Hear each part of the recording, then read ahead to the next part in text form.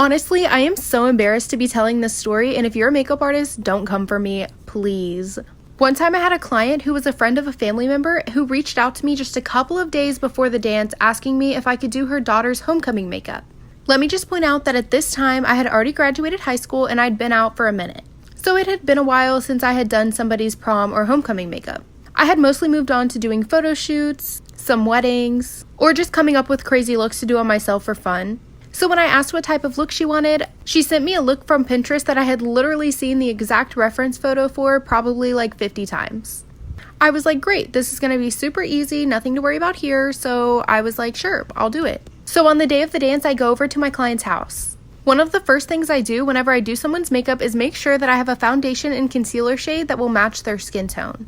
And this girl was abnormally pale. She was absolutely beautiful, and her skin literally reminded me of porcelain, like a porcelain doll.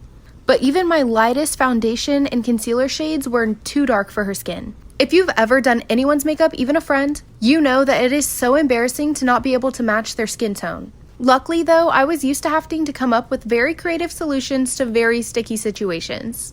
Like I said before, I was doing this girl's makeup for her homecoming dance, and homecoming is usually in the fall, and this one was right around Halloween. So I did happen to have some face paint in my makeup kit. And here's where the first really embarrassing thing happened. I didn't know what else to do, so I literally took white face paint and mixed it with my foundation to create a perfect match for her skin tone. It did work, and it looked really good on her skin. So after I used this face paint foundation mixture to put all over her face, I go in and I start doing the eye look.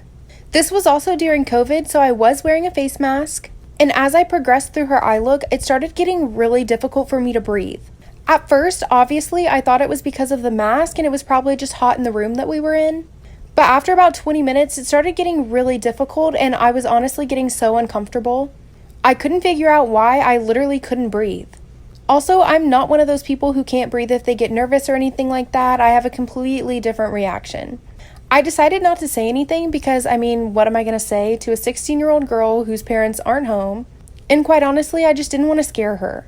I finish her entire look, she pays me, everything looks great, and as I'm walking out of her house, I see the 3 cats sitting in her living room.